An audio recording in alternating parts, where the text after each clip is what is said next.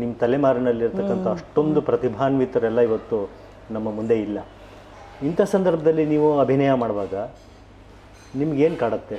ಮಾಡ್ಬೇಕಾದ್ರೆ ಸಾಕಪ್ಪ ಬೇಡ, ಈಗಿನ ಜನ್ರೇಷನ್ ಜೊತೆ ಕಷ್ಟ, ಸಾಕು ಇಷ್ಟು ಅಭಿನಯ ಅಂತ ಅನಿಸಿದೆಯಾ, ಅಥವಾ ಮುಂದಕ್ಕೂ ಮಾಡಬೇಕು ಅಂತ ಅನ್ನಿಸ್ತಾ ಇದೆಯಾ? ಇವಾಗಿನ ಜನರ ಜೊತೆ ನಾವೇನು ಮಾಡ್ತೀವಿ ಗೊತ್ತಾ, ಅವರು ಸ್ವಲ್ಪ ಹೆಡ್ ಬೈಟ್ ತೋರಿಸಿದ್ರೆ ನಾವು ಅವ್ರನ್ನ ಬಿಟ್ಟೇ ಬಿಡ್ತೀವಿ ಆ ಕಡೆಗೆ. ಮಾಡ್ಕೊಮ್ಮ ನೀನು ಹೆಡ್ ಬೈಟ್ ತೋರಿಸ್ಕೊಮ್ಮ ಅಂತ ಬಿಟ್ಬಿಟ್ಟು ನಂದೇನಿರುತ್ತೆ ಅದು ಪೋರ್ಷನ್ ಮಾಡ್ಕೊತೀನಿ ಹೊರತು ನನಗೆ ಸಾಕು ಅಂತ ಯಾವತ್ತೂ ಅನಿಸಿಲ್ಲ. ಅನಿಸಿಲ್ಲ. ನಂದು ಒಂದು ಸ್ವಭಾವ ಏನು ಅಂದರೆ ಅವ್ರನ್ನ ಹತ್ತಿರ ಸೆಳ್ಕೊಳ್ಳೋದು ನನಗೆ ಗೊತ್ತು. ಸೊ ಅವರಾಗೆ ಅವರು ಬರ್ತಾರೆ ಹೊರತು ಯಾರೂ ಪಾಪ ಕಲಾವಿದರು ಇದುವರೆಗೂ ಆ ಥರ ತೋರಿಸಿಲ್ಲ ರೀ ಹೆಡ್ ಬೈಟ್ ಅದೆಲ್ಲ.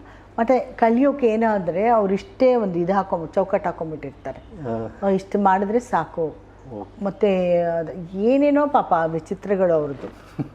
ಈ ಥರ ವಿಚಿತ್ರ ವೇಷಭೂಷಣಗಳ ಮಾಡಿಕೊಂಡ್ರೆ ನಮಗೆ ಸಕ್ಸಸ್ ಆಗೋಗ್ಬಿಡುತ್ತೆ ಆ ಥರ ಎಲ್ಲ ಅಂದ್ಕೊಂಬಿಟ್ಟಿರ್ತಾರೆ.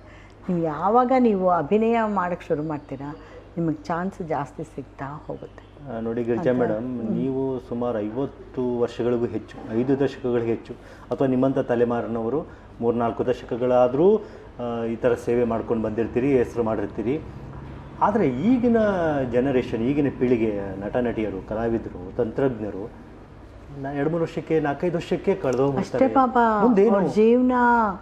ಅದೇ ಭಯ ಗೊತ್ತಾ. ಯಾರಾದರೂ ಆರ್ಟಿಸ್ಟಾಗಿ ಗಂಡಸಾಗಿರ್ಬೋದು ಹೆಂಗಸಾಗಿರ್ಬೇಕು ಬರ್ತೀನಿ ಅಂತಂದರೆ ನಿಮಗೆ ಬೇರೆ ಏನಾದರೂ ಕೆಲಸ ಇದೆಯಾ, ನಿಮ್ಮ ವೃತ್ತಿ ಬೇರೆ ಏನಾದರೂ ಇದೆಯಾ, ಇದನ್ನು ಪ್ರವೃತ್ತಿ ಮಾಡ್ಕೊಳ್ಳಿ. ಇದನ್ನೇ ವೃತ್ತಿ ಮಾಡ್ಕೊಳ್ಳೋಕ್ಕಾಗಲ್ಲ ಈ ಸಮಯದಲ್ಲಿ. ಚೆನ್ನಾಗಿ ಓದಿರ್ತಾರೆ, ಮಾಡಿರ್ತಾರೆ. ಸೊ ಹೀಗಾಗುತ್ತೆ. ತುಂಬ ಕಷ್ಟ ಇವರೇ ಇವಾಗ 54 ವರ್ಷದಲ್ಲಿ ಇನ್ನೂ ನನ್ನ ನೋಡ್ತಾರೆ ಅಂತಂತಂದರೆ ಯಾಕೆ ನೋಡಬೇಕು ಅಂತ ಅನಿಸುತ್ತೆ. ಬಟ್ ಇವಾಗ ಬರೋನ 2 ಸೀರಿಯಲ್ ಆಗ್ಬೋದು, 3ನೇ ಸೀರಿಯಲ್ ನೋಡ್ತೀರಾ ನೀವು? ಅಲ್ಲ, ನಾವು ನೋಡೋಕೆ ರೆಡಿ ಇದ್ದೀವಿ ಮೇಡಮ್, ಟು ಬಿ ಫ್ರ್ಯಾಂಕ್. ಆದರೆ ಚಾನಲ್ನವರು ಫ್ರೆಶ್ ಫೇಸ್ ಬೇಕು ಅಂತ ಹೇಳ್ತಾರೆ. ಸಿನಿಮಾನೂ ಅಷ್ಟೇ 50% ಹೊಸೊಬ್ಬರನ್ನ ಇಟ್ಕೊಂಡು ಈ ಹಳೆ ಬೇರು ಹೊಸ ಚಿಗುರು ಕೂಡಿರಲು ಮರಸೊಬಗು ಅಂತ ಡಿ ವಿ ಜಿಯವ್ರು ಹೇಳಿದಾಗೆ ಯಾಕೆ ಮಾಡ್ಕೊಳ್ಳಲ್ಲ? ತುಂಬ ಸೀನಿಯರ್ ಆಗ್ಬಿಟ್ರಿ, ಬೇಡ ಅವರು ಹಳೆ ಅವ್ರೇನ್ರಿ ಅಂತ ಹೇಳಿ ಎಲ್ಲರೂ ಬೇಡ ಅಂತ ಅನ್ನಲ್ಲ ಅಲ್ವಾ? ಇವತ್ತಿಗೂ ನಾವೆಲ್ಲ ಯಾಕೆ ನೆನೆಸ್ಕೊಳ್ತೀವಿ ಇವತ್ತಿಗೂ ಅಲ್ವಾ? ಪಾಪ ಯಾವಾಗಲೇ ಆಗಲಿ ಕಲಾವಿದರು ಹೋಗಿ ನಮಗೆ ಒಂದು ಇದು ಕೊಡಿ, ಪಾತ್ರ ಕೊಡಿ ಅಂತ ಯಾವತ್ತೂ ಕೇಳಿದವರಲ್ಲ, ಯಾವಾಗಲೂ ಕೇಳೋಕ್ಕಾಗಲ್ಲ. ಇವಾಗಂತೂ ಹಾಗೆ ಮಾಡಿದ್ರೆ ಏನು ಮಾಡ್ತಾರೆ ಅವ್ರ ಜೀವನ? ಏನು ಮಾಡೋದೋ ಗೊತ್ತಿಲ್ಲ ರೀ. ಒಂಥರ ಅತಂತ್ರ ಪರಿಸ್ಥಿತಿ. ಅದಕ್ಕೆ ಹೌದು, ಅತಂತ್ರನೇ. ಅದಕ್ಕೆ ನಾನು ಇವಾಗ ಒಂದು 10 ಜನನ ಅಡಾಪ್ಟ್ ಮಾಡ್ಕೊಂಡಿದ್ದೀನಿ, ಕಲಾವಿದರನ್ನ ಅಡಾಪ್ಟ್ ಮಾಡಿಕೊಂಡು. ಹೇಗೆ ಅಂತಂದರೆ ಅವರ ವೈದ್ಯಕೀಯ ವೆಚ್ಚ ಕೊಡೋದು. ಊಟ ಹೆಂಗಾದ್ರೂ ಗಂಜಿ ಕುಡ್ಕೊಂಡು ಬದುಕೋಬೋದು, ಆದರೆ ಔಷಧಿ ಇಲ್ಲ ಅಂತಂದರೆ ನೀವು ಬದುಕೋಕೆ ಆಗಲ್ಲ ಒಂದು ವಯಸ್ಸಾದಮೇಲೆ. ಊಟಕ್ಕಿಂತ ಹೆಚ್ಚು ಔಷಧಿ ಬೇಕು. ಸೊ ಅದನ್ನು ನಾನು ಕೊಡ್ತಾಯಿದ್ದೀನಿ. ಅವ್ರ ಮನೇಲಿ ಅವರೇ ಇರ್ತಾರೆ, ಬಟ್ ನಾನು ವೈದ್ಯಕೀಯ ವೆಚ್ಚನ ಕೊಡ್ತಾಯಿದ್ದೀನಿ. ಸಮಾಜಮುಖಿ ಕೆಲಸ ನಾನು ದುಡ್ದಿದ್ದು ಏನು ಅದೇ ಎಷ್ಟು ಅಂತ ನಾನೇ ತಿನ್ನೋಕ್ಕಾಗತ್ತಾ? ಸೊ ಇದನ್ನು ನಾನು ಲೋಕೇಶ್ ಅವರ ಇದು ಒಂದು ಕನಸಿತ್ತು, ಅದನ್ನು ನಾನು ಮಾಡ್ತಾಯಿದ್ದೀನಿ. ಆ ಥರ ವಯಸ್ಸಾದವರು ಇವಾಗ ನೀವು ಹೇಳಿದ್ರೆ ನಂಬಕ್ಕಾಗಲ್ಲ, ಬಿಡೋಕ್ಕಾಗಲ್ಲ. ನಾನು ಫಸ್ಟ್ ಅಡಾಪ್ಟ್ ಮಾಡ್ಕೊಂಡಿದ್ದೆ KS ಅಶ್ವಥ್ ಅವ್ರನ್ನ. ಗೊತ್ತಾ, ಲೋಕೇಶ್ ಅವ್ರು ಹೋದ್ಮೇಲೆ ಅವರೇ ಒಂದು ಲೆಟ್ರ್ ಬರೆದು, ಬೇಡ ಇನ್ನು ಕಳಿಸ್ಬೇಡ ನೀನು, ಸಾಕಮ್ಮ ನೀ ಯಾವ ಜನ್ಮದ ಋಣ ಹಾಗೆ ಹೀಗೆ ಅಂತ. ನಾನು ಕಲಾವಿದೆ ಆಗಿಬಿಟ್ಟು ನನಗಿಲ್ಲ ಗತಿ ಇಲ್ಲ ಅಂದಾಗ ನೀವಾಗೇ ಬಂದು ಗಿರ್ಜಮ್ಮ ಇವಾಗ ಕಷ್ಟಪಡ್ತಾ ಇದ್ದಾರೆ, ನಾವು ಅವ್ರು ನೋಡ್ಕೋಬೇಕು ಅಂತ ನೀವು ನೋಡ್ಕೋಬೇಕೇ ಹೊರತು ನಾನು ಬಂದು ನಿಮ್ಮ ಹತ್ರ ಕೇಳ್ಕೊಳ್ಳೋದಲ್ಲ. ಯಾವುದೇ ಕಲಾವಿದ ಆಗಿರ್ಬೋದು, ಒಂದೊಂದು ಆರ್ಟಿಸ್ಟ್ ಒಬ್ಬೊಬ್ಬರನ್ನ ಅಡಾಪ್ಟ್ ಮಾಡಿಕೊಂಡ್ರೆ ಸಾಕು, ಎಲ್ಲರ ಬದುಕು ಸೂತ್ರವಾಗಿರುತ್ತೆ. ಇವಾಗ ಲಾಕ್ಡೌನ್ ಬಂತು, ಏನು ಮಾಡಬೇಕು ಕಲಾವಿದರು? ಅಲ್ಲ, ಕಲಾವಿದರಲ್ಲಿ ಎಲ್ಲರೂ ಆಯಿತು, ಅಂಥದ್ರಲ್ಲಿ ಕಲಾವಿದರು ಏನು ಮಾಡಬೇಕು? ಸೊ ಆಯಿತು, ನಾನು ಒಂದು ಫ್ಯಾಮಿಲಿನ ಅಡಾಪ್ಟ್ ಮಾಡ್ಕೊತೀನಿ. ಎಲ್ಲೋ ಕೆಲಸನೇ ಸಿಗಲ್ಲ ನಿಮಗೆ, ಹೊರಗೆ ಬರಬೇಡಿ ಅಂದಾಗ ನೀವೇನು ಮಾಡ್ತೀರಾ? ಕಲಾವಿದರು ಫ್ಯಾಮಿಲಿಲಿ ನಾವು ಹೋಗಿ ಎಲ್ಲೂ ಕೇಳೋಕ್ಕೂ ಆಗೋಲ್ಲ, ಯಾರೂ ಸಂಬಂಧಿಕರೇ ಸಹಾಯ ಮಾಡಲ್ಲ, ದುಡ್ಡು ಕೊಳಿತಾ ಇರುತ್ತೆ, ಕೊಡಲ್ಲ ಯಾರನ್ನು. ಸೊ ಅಂಥವ್ರನ್ನ ಹುಡುಕಿ ಅಡಾಪ್ಟ್ ಮಾಡ್ಕೋತೀನಿ. ನಾನು ಒಂದು ಸಂಸಾರನ ಅಡಾಪ್ಟ್ ಮಾಡ್ಕೋತೀನಿ ಅಂತ ಮಾಡ್ಕೊಂಡಿದ್ದು, ಲಾಕ್ಡೌನ್ ಮುಗಿಯೋವರೆಗೂ ಇದು ಮಾಡಿದ್ದು. ನಿಮ್ಮಂತಹ ವ್ಯಕ್ತಿಗಳು ಮಾನವೀಯ ಸಂಬಂಧಗಳನ್ನ ಹೆಚ್ಚು ಮಾಡೋ ನಿಟ್ಟಿನಲ್ಲಿ ಈ ರೀತಿ ಜನಪರ ಕೆಲಸಗಳನ್ನ ಮಾಡ್ತಾ ಹೋಗ್ತೀರಿ. ನಿಮ್ಮನ್ನು ಮಾದರಿ ಆಗಿಟ್ಕೊಂಡು ಬೇರೆಯವ್ರು ಬರ್ತಾರೆ ಅಂತ ನಿಮ್ಗೆ ಅನ್ಸತ್ತಾ? ಬರ್ಬೋದು, ಬರ್ಲಿ ಅಂತ ಮಾಡ್ತಾ ಆಸೆ ಇರ್ಬೋದು. ಅಲ್ಲ, ಇಲ್ಲ, ಬರ್ಲಿ ಅಂತ ಆಶಯ ಮಾಡ್ತಾ ನಮಗೂ ಇದೆ. ಇಲ್ಲ, ನಿಜಮ್ಮನ್ನ ನೋಡಿ ಬೇಕಾದಷ್ಟು ಕಲಾವಿದರು ಮಾಡಿದ್ದಾರೆ, ಮಾಡ್ತಾ ಇದ್ದಾರಾ? ಮಾಡ್ತಾ ಇದ್ದಾರೆ. ಪಾಪ ನಾಟಕದವರು ಆ ಕಡೆ ಎಲ್ಲ ನಾಟಕದವ್ರು, ನಾಟಕ ಕಂಪನಿಗಳೇ ಹೆಚ್ಚಲ್ವಾ ಹಾ, ವೃತ್ತಿ ಅಂಥದ್ದು. ಹೌದು. ಅಂಥವರು ಅವರೆಲ್ಲ ಮನೇಲೇ ಕೂತ್ಕೊಂಡ್ಬಿಟ್ರೆ ಅವ್ರು ಏನು ಮಾಡಬೇಕು ಪಾಪ, ಅಂಥವ್ರಿಗೆಲ್ಲ ಮಾಡಿದ್ದಾರೆ ರೀ. ಅವರವರೇ ಕಲಾವಿದರು ಸೇರಿಕೊಂಡು ಒಂದು ಸಂಘ ಸಂಸ್ಥೆಗಳು ಮಾಡಿಕೊಂಡು ಅವರೆಲ್ಲರಿಗೂ ಮಾಡ್ತಾಯಿದ್ದಾರೆ. ಸೊ ನನ್ನ ಹತ್ರ ಇವಾಗ ಇವರು ಎಣಿಗಿ ಬಾಳಪ್ಪ ಅವರ ಮಿಸ್ಸಸ್ ಅವರು, ನಟರಾಜ್ ಅವರ ಅಮ್ಮ ಅವರಿದ್ದಾರೆ. ಮತ್ತು ಕಲ್ಯಾಣ್ ಕುಮಾರ್ ಅವ್ರ ಹೆಂಡತಿ ಇದ್ದರು, ಅವ್ರು ಹೋಗ್ಬಿಟ್ರು ಇವಾಗ. ಆಮೇಲೆ ಸೌಭಾಗ್ಯ ಸುಂದರಮ್ಮ ಅಂತ ಇದ್ದಾರೆ, ಅವರು ಮಂಜುಳಮ್ಮ ಅಂತ ಇದ್ದಾರೆ, ಲಲಿತಮ್ಮ ಅಂತ ಇದ್ದಾರೆ. ಸೊ ಈ ಥರ ನನ್ನ ಕೈಲಾದಷ್ಟು ನಾನು ಅರ್ನ್ ಮಾಡಿದ್ದನ್ನು ಕೊಡ್ತಾಯಿದ್ದೇನೆ. ಇಲ್ಲ ಅಂದರೆ ನನ್ನ ಮಗನೂ ಕೊಡ್ತಾನೆ. ಸೊ ನನ್ನ ಮಗನೂ ಚೆನ್ನ ಸಮಾಜಮುಖಿಯಾಗಿ ಪ್ರತಿನಿತ್ಯ ಬಂದು ಹಣ ಕೊಡಿ ಅಂದರೆ ಕೊಡೋಕ್ಕಾಗಲ್ಲ ಅಲ್ವಾ, ಎಲ್ಲಿಂದ ಕೊಡೋದು? ಸೊ ಇವಾಗ ಅದೇ ನಾವು ದುಡ್ಡನ್ನು ಒಂದಷ್ಟು ದುಡ್ಡು ಅಲ್ಲಿ ಹಾಕಿ ಅವ್ರು ಬದುಕಿರೋವರೆಗೂ, ಒಂದಿನ ಒಂದು ತಿಂಗಳು 2 ತಿಂಗಳದಲ್ಲ, ಅವ್ರು ಬದುಕಿರೋವರೆಗೂ ಕೊಡೋದು. ಈ ಕಲಾವಿದರ ಈ ದಾರುಣ ಸ್ಥಿತಿಗೆ ಯಾರು ಕಾರಣ ಮೇಡಮ್? ಪರಿಸ್ಥಿತಿ ಕಾರಣ. ಯಾರು ಕಾರಣ ಅಂತ ಹೇಳ್ತಾರೆ ಅಲ್ವಾ? ಪರಿಸ್ಥಿತಿ. ಇವಾಗ ನೋಡಿ, ಅಷ್ಟೊಂದು ಸಿನಿಮಾಗಳು, ಅಷ್ಟೊಂದು ಒಳ್ಳೊಳ್ಳೆ ಪಾತ್ರಗಳು, ಅವ್ರ ಬದುಕು ಕಟ್ಕೊಳ್ಳಿಕ್ಕೆ ಸಾಧ್ಯವಾಗಲಿಲ್ಲ ಅಂದರೆ ಈಗಿನ ಜನ್ರೇಷನ್ ನಾನು ಹೀರೋ ಆಗಬೇಕು, ಪೋಷಕ ನಟರಿಗಾಗಲಿ ಇವ್ರಿಗಾಗಲಿ ಅಷ್ಟೊಂದು ಹಣ ಏನು ದೊರಕ್ತಾ ಇರಲಿಲ್ಲ. ಇಲ್ಲ ಸುಮ್ಮನೆ ಅವರ ಜೀವನ ಸಾಗಿಸೋದಕ್ಕೆ ಬೇಕಾದಷ್ಟು ಆಗಿತ್ತು. ಅದರಲ್ಲಿ ಬುದ್ಧಿ ಉಪಯೋಗಿಸಿ ಏನಾದರೂ ಅದು ಇದು ಅಂತ ಮಾಡ್ಕೊಂಡಿದ್ರೆ ಅವರು ಕೊನೆಗಾಲಕ್ಕೆ ಇದಾಗಿರೋದು.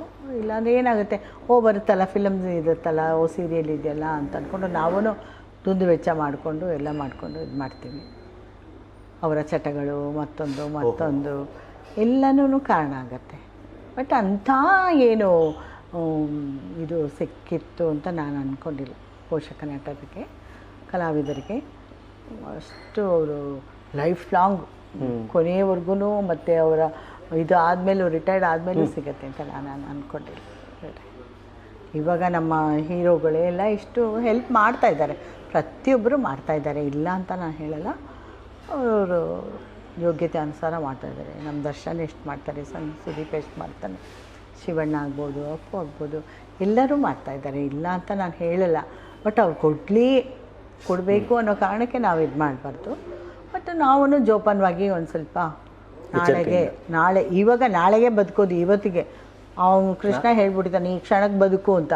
ನೀನು ತಲೆ ಅಂತೀನಿ ಅವನು ಭಗವದ್ಗೀತೆಯಲ್ಲಿ, ಈ ಕ್ಷಣಕ್ಕೆ ಬದುಕ್ಬಿಡಿ, ನಾಳೆ ಯಾರ್ದೋ ಕತೆ ಅಂತ. ಇಲ್ಲ, ನಾಳೆಗೋಸ್ಕರನೇ ಬದುಕಬೇಕು, ನಾಳೆಗೆ ಬದುಕೋದು. ಇವತ್ತಿಗಂತೂ ಅಲ್ವೇ ಅಲ್ಲ, ಈ ಕ್ಷಣಕ್ಕಂತೂ ಅಲ್ವೇ ಇಲ್ಲ. ಸೊ ಎಲ್ಲ ಕಲಾವಿದರಿಗೂ ನಾಳೆಗೋಸ್ಕರ ಬದುಕಿ, ನೀವು ಇವತ್ತು ಬಂತು ಅಂತ ಇದೆಲ್ಲ ಮಾಡಬೇಡಿ. ಏನು ರೀ ಓದು ಇದು ಎಲ್ಲ ಇಷ್ಟೊಂದು ಖರ್ಚಿದೆ, ಹೇಗೆ ಇದು ಮಾಡೋದು? ನಾವು ಯಾರ ಹತ್ರನೂ ಕೇಳೋಕ್ಕಾಗಲ್ಲ, ಇಲ್ಲ ಬೇರೆ ಯಾವ ಕೆಲಸನೂ ಮಾಡೋಕ್ಕಾಗಲ್ಲ. ಅದೊಂದು ರೂಢಿ ಮಾಡ್ಕೋಬೇಕು ನಾವು ಕಲಾವಿದರು. ಯಾವುದೇ ಕೆಲಸ ಆದರೂ ಮಾಡ್ತೀನಿ ಅಂತ ಅಂದ್ಕೋಬೇಕು. ಯಾವುದೇ ಕೆಲಸ, ನನಗೆ ಯಾವ ಕೆಲಸ, ನಾನು ಹೋಗ್ಬಿಟ್ಟು ಕಸ ಹೊಡಿ ಅಂದ್ರೂ ನಾನು ಹೊಡಿತೀನಿ, ಪಾತ್ರೆ ತೊಳಿ ಅಂದರೆ ತೊಳಿತೀನಿ. ನನಗೇನು ನಾಚಿಕೆ ಇಲ್ಲ, ಎಲ್ಲ ಕೆಲಸನೂ ಮಾಡೋಕ್ಕೆ ರೆಡಿ ಆಗಿರಬೇಕು ಅಲ್ವಾ? ಆವಾಗ ನಮಗೆ ಬದುಕು ಅಷ್ಟು ಕಷ್ಟ ಅಂತ ಜನಪ್ರಿಯತೆಯ ಒಂದು ಗುಂಗು ನೆತ್ತಿಗೆ ಏರ್ಬಿಟ್ಟಿರುತ್ತೆ. ಬೇರೆ ಯಾವ ಕೆಲಸನೂ ಮಾಡೋಕ್ಕಾಗಲ್ಲ. ತುಂಬ ಜನ ಆತ್ಮಹತ್ಯೆ ಮಾಡ್ಕೊಂಡಿದ್ದಾರೆ. ಹೌದು, ಕಲಾವಿದರು. ಹೌದು. ಇಂಥ ಸಂದರ್ಭದಲ್ಲಿ ಅವರು ಎಷ್ಟರ ಮಟ್ಟಿಗೆ ಎಚ್ಚರಿಕೆಯಿಂದ ಇರಬೇಕಾಗತ್ತೆ? ಅದೇ ಹೇಳಿದ್ನಲ್ಲ, ಯಾವ ಕೆಲಸ ಮಾಡೋದಕ್ಕೂ ರೆಡಿಯಾಗಿರಬೇಕು ಅಂತ. ಅದರಿಂದ ಯಾರಿಗೂ ಏನು, ಇವಾಗ ನಮ್ಮ ಅಶ್ವಥ್ ಅವ್ರ ಮಗ ಕಾರು ಓಡಿಸ್ತಾನೆ ಅಂತಾನೆ, ಯಾಕೆ ಓಡಿಸ್ಬಾರ್ದು ಅಲ್ವಾ? ಕೆಲಸದಾನೆ ನೋಡ್ರಿ, ನೀವು ದುಡ್ಡು ಇರ್ಬೋದು, ನನ್ನ ಹತ್ರ ದುಡ್ಡು ಇರ್ಬೋದು, ನಾನು ಎಷ್ಟು ದಿನ ಬದುಕೋಕೆ ಸಾಧ್ಯ ದುಡ್ಡು ಇಟ್ಕೊಂಡು? ಕೆಲಸ ಇಲ್ಲ ಅಲ್ಲ, ಕೆಲಸ ಇಲ್ಲದೆ ಬದುಕೋಕ್ಕಾಗಲ್ಲ. ದುಡ್ಡಿಲ್ಲದೆ ಬದುಕ್ಬೋದು, ಕೆಲಸ ಇಲ್ಲದೆ ಬದುಕೋಕ್ಕಾಗಲ್ಲ. ತುಂಬ ಚೆನ್ನಾಗಿ ಹೇಳಿದ್ರಿ ಮೇಡಮ್. ಕೆಲಸನೇ ಇಂಪಾರ್ಟೆಂಟ್. ಗಂಡಸಾಗಲಿ ಹೆಂಗಸಾಗಲಿ, ಬಡವರಾಗಲಿ ಶ್ರೀಮಂತರಾಗಲಿ. ಇವಾಗ ಲಾಕ್ಡೌನು, ಏನು ಕೆಲಸನೇ ಇಲ್ಲ ಅಪ್ಪ, ಹೇಗಾಯಿತು ಗೊತ್ತಾ ಅಂತ. ಇಲ್ಲಪ್ಪ, ನಮಗೆ ನಂಗೆ ಅನ್ನಿಸ್ಲಿಲ್ಲ. ನನ್ನ ಕೈಲಾದ ಕೆಲಸ ಬೆಳಗ್ಗೆ ಸಂಜೆವರೆಗೂ ಮಾಡ್ತಾಯಿದ್ವಿ. ಹೋಗಿ ಪಾತ್ರೆ ತೊಳಿ, ಹೋಗೋದು ಬಟ್ಟೆ ಮಡಚು, ಮತ್ತೊಂದು ಮಾಡು ಅಲ್ವಾ? ಆ ಥರ ಕೆಲಸ ಇಲ್ಲದೆ ಬದುಕೋಕ್ಕಾಗಲ್ಲ.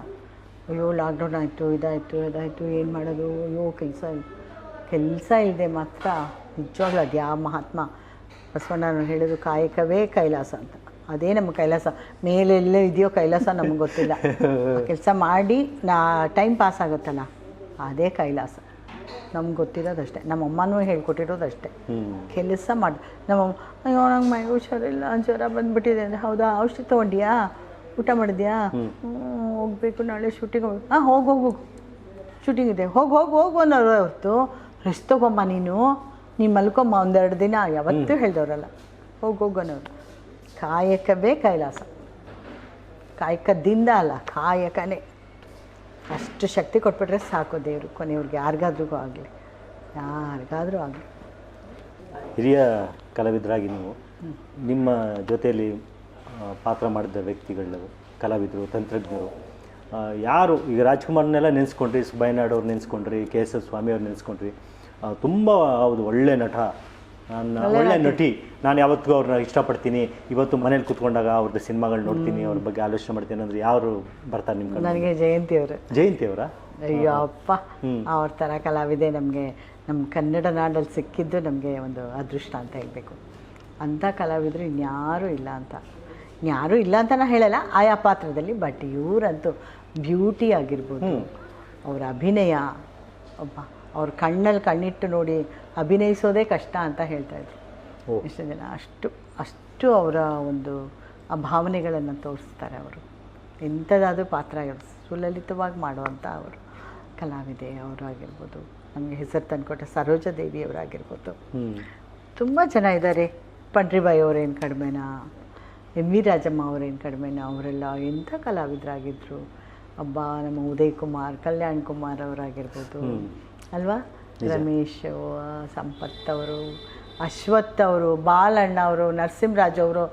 ಹಬ್ಬಾ ಅಂತ ಅನಿಸುತ್ತೆ ಅವ್ರದ್ದು ಒಂದೊಂದು ಸಿನಿಮಾ. ಇವಾಗ ನೋಡಿದ್ರು ಏನಪ್ಪ ಇದು, ಬಾಲಣ್ಣವರ ಕಿವಿ ಕೇಳಿಸ್ತಾ ಇರಲಿಲ್ಲ, ಏನು ಶಬ್ದನೇ ಗೊತ್ತಿಲ್ಲ.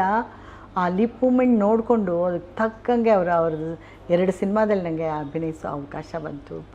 ಇಷ್ಟು ನಾನು ಒಂದು ಪುಣ್ಯ ಮಾಡಿದ್ದೆ. ಯಾವ ಸಿನಿಮಾ ನೆನಪಿದೆಯಾ ಅದು? ಯಾವಾಗ? ಒಂದು ಕಲ್ಯಾಣ ಮಂಟಪ, ಇನ್ನೊಂದು ಬೆಳ್ಳಿಯಪ್ಪ ಬಂಗಾರಪ್ಪ.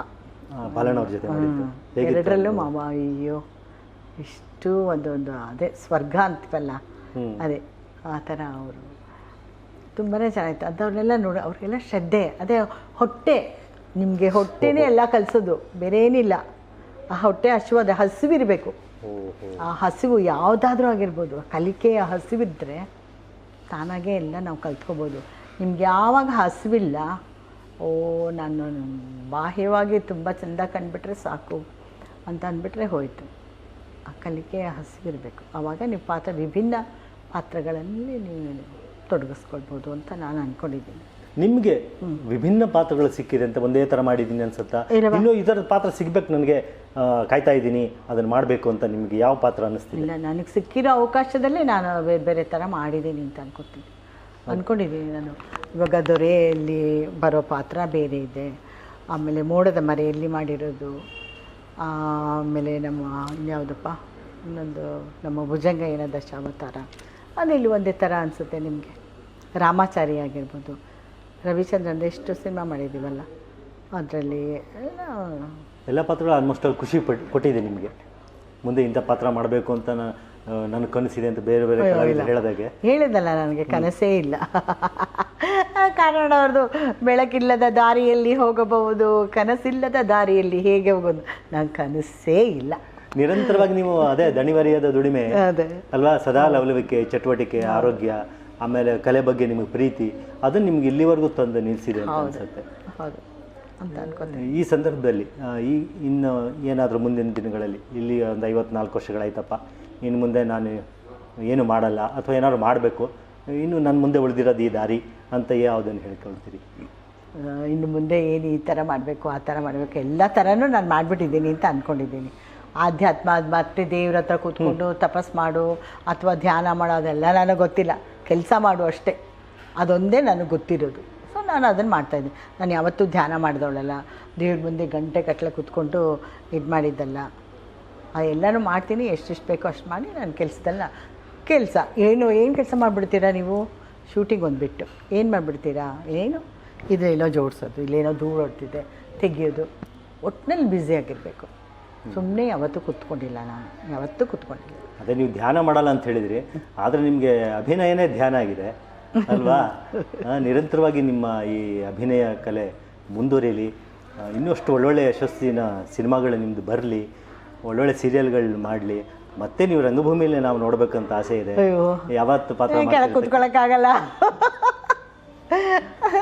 ಅದೊಂದೇ ನನಗೆ ಕಷ್ಟ, ಇನ್ನೇನಿಲ್ಲ. ಇಲ್ಲ, ಒಂದು ನಿರ್ದೇಶನದಲ್ಲಾದರೂ ನಾವು ನಿಮ್ಮನ್ನು ನೋಡಬೇಕು, ರಂಗಭೂಮಿಗೆ ನಿಮ್ಮಂಥವ್ರು ಬೇಕು, ನಮ್ಗಂಥವ್ರಿಗೆಲ್ಲ. ರಂಗಭೂಮಿಲಿ ಚಿಕ್ಕ ಪುಟ್ಟ ಪಾತ್ರ ಸಿಕ್ಕರೆ ನಾನು ಮಾಡೇ ಮಾಡ್ತೀನಿ, ನಮ್ಮ ನಟರಂಗದಿಂದ ಮಾಡ್ತೀನಿ. ಸೊ ಇನ್ನು ದೊಡ್ಡ ದೊಡ್ಡ ಪಾತ್ರಗಳೆಲ್ಲ ಆಗಲ್ಲ ಅಂತ ಅನಿಸುತ್ತೆ. ಡಾಕ್ಟ್ರು ಕೂಡ ಹೇಳಿದ್ದಾರೆ ಸುಮ್ಮನೆ ಓಡಾಡ್ಬೋದು ನೀವು ಅಂತ. ಸೊ ಓಡಾಡ್ಕೊಂಡಿದ್ದೀನಿ, ಆರಾಮಾಗಿ ಆರೋಗ್ಯ ಎಲ್ಲ ಚೆನ್ನಾಗಿರೋದ್ರಿಂದ ನಾನು ಇದು ಮತ್ತೆ ಪಾತ್ರ ವಹಿಸ್ಬೋದು. ಚೆನ್ನಾಗಾಗಲಿ ಮೇಡಮ್, ಒಳ್ಳೆ ಪಾತ್ರಗಳನ್ನ ಮಾಡಿರ್ತಕ್ಕಂಥ ಖುಷಿ ನಿಮಗೂ ಇದೆ, ನಿಮ್ಮ ಪಾತ್ರಗಳನ್ನ ನೋಡೋ ಖುಷಿ ನಮಗೂ ಇರಲಿ, ಚೆನ್ನಾಗಿ ಮಾಡಿ, ಇನ್ನಷ್ಟು ಸಿನಿಮಾಗಳು ಚೆನ್ನಾಗಿ ಬರಲಿ ಅಂಥೇಳಿ ಈ ಸಂದರ್ಭದಲ್ಲಿ ನಾವು ಆಶಿಸ್ತೀವಿ. ನಮಸ್ಕಾರ. ಇಷ್ಟೊತ್ತು ನಮ್ಮ ಕಾರ್ಯಕ್ರಮ, ಈ ಮನಸಾರೆ ಕಾರ್ಯಕ್ರಮದಲ್ಲಿ ಮನಸಾರೆ ಎಲ್ಲಾನು ಹೇಳ್ಬಿಟ್ಟಿದ್ದೀನಿ. ಸಾಕಷ್ಟು ವಿಷಯಗಳು ನಿಮ್ಮ ಬಗ್ಗೆ ನಮ್ಮ ಪ್ರೇಕ್ಷಕರಿಗೆ, ವೀಕ್ಷಕರಿಗೆ ಗೊತ್ತಾಗಿದೆ, ಖುಷಿ ಪಟ್ಟಿದ್ದಾರೆ.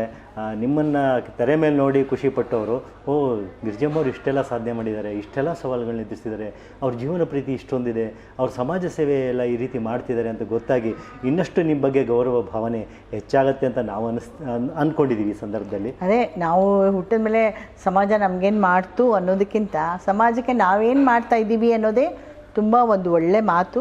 ಅದೇ ನಮಗೂ ಅದು ಅನ್ನಿಸ್ಬೇಕು. ಎಲ್ಲನೂ ನಮ್ಗೆ ಕೊಟ್ಟಿದ್ದು ನೀವುಗಳು ತಾನೇ, ನಾವೆಲ್ಲ ಕೊಟ್ಟಿದ್ದೀರಾ, ಪ್ರೇಕ್ಷಕರು ತಾನೇ ನಮಗೆಲ್ಲ ಕೊಟ್ಟಿದ್ದಾರೆ. ಸೊ ಅದನ್ನು ನಾವು ಅವ್ರಿಗೇ ಕೊಡಬೇಕು, ಮತ್ತೆ ಕೊಡಬೇಕು. ಕೆರೆಯ ನೀರನ್ನು ಕೆರೆಗೆ ಚೆಲ್ಲಿ ಅಂತ ಅಂದ್ಬಿಟ್ಟು ನಿಮ್ಮಿಂದಲೇ ವರವನ್ನು ಪಡ್ಕೋತೀವಿ.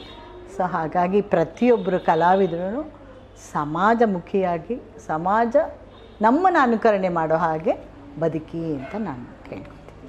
ಎಲ್ಲ ಕಲಾವಿದರಿಗೂ ಅಷ್ಟೇ ನಾನು ಕೇಳ್ಕೊಳ್ಳೋದು, ಚೆನ್ನಾಗಿರಲಿ, ಎಲ್ಲರ ಬದುಕು ಚೆನ್ನಾಗಿರಲಿ ಅಂತ ಪ್ರಾರ್ಥಿಸ್ತೀನಿ. ಧನ್ಯವಾದಗಳು. ವೀಕ್ಷಕರೇ, ನಮ್ಮ ಮನಸಾರೆ ಕಾರ್ಯಕ್ರಮದಲ್ಲಿ ಮುಖ್ಯ ಅತಿಥಿಯಾಗಿ ಭಾಗವಹಿಸಿದ್ದಂತಹ ಹಿರಿಯ ಕಲಾವಿದೆ, ರಂಗಭೂಮಿ, ಸಿನಿಮಾ, ಕಿರುತೆರೆ, ಬ್ಯಾಲೆ ಇದರಲ್ಲೆಲ್ಲ ಸಾಕಷ್ಟು ಹೆಸರು ಮಾಡಿ ಖುಷಿ ಕೊಟ್ಟಂತಹ ನಮ್ಮ ಪ್ರೇಕ್ಷಕರಿಗೆ, ಹಿರಿಯ ಕಲಾವಿದೆಗೆ ಈ ಸಂದರ್ಭದಲ್ಲಿ ನಾವು ಧನ್ಯವಾದಗಳನ್ನ ಅರ್ಪಿಸ್ತೀವಿ. ನಮಸ್ಕಾರ ಮೇಡಮ್.